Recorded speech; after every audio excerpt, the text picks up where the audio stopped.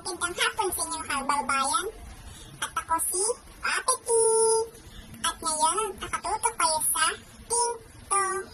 At ngayon, malalaman natin kung paano pangangalagaan ligas na yaman at ang mga hikas na yaman sa pamamagitan ng pag-report ni John Patrick R. Persiano.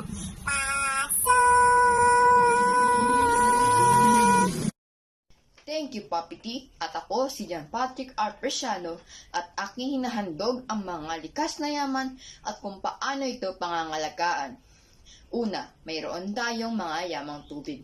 Ano nga ba ang mga yamang tubig? Ang yamang tubig ay may katubigan kung saan makakita ng mga kayamanan tulad ng isda, corals, kung ano-ano pa.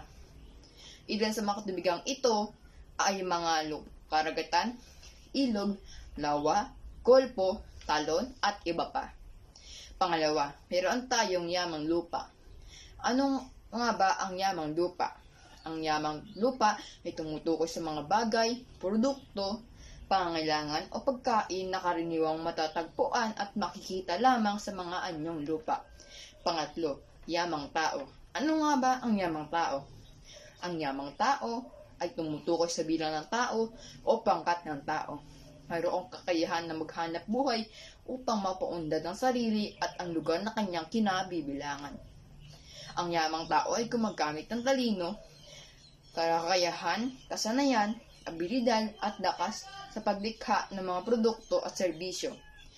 Sa yamang tao din nakasalaysay ang mga maayos at paggamit ng likas na yaman upang makamit ang tunay na kaunlarang hinahangad natin. Paano naman natin mapapangalagaan ang mga likas na yaman? John Patrick R. Persiano? Ipapiti sa pagtatanong at narito ang mga paraan kung paano natin mapapangalagaan ang mga likas na yaman. Una, paano mapapangalagaan ang yamang tubig? Sa isang simpleng paraan sa pamamagitan ng pagkatapon ng mga basura sa tamang basurahan, paghihiwalay ng mga nabubulok sa hindi nabubulok. Isa puso ang 3 R's na nanguhulugang reduce, reuse, recycle.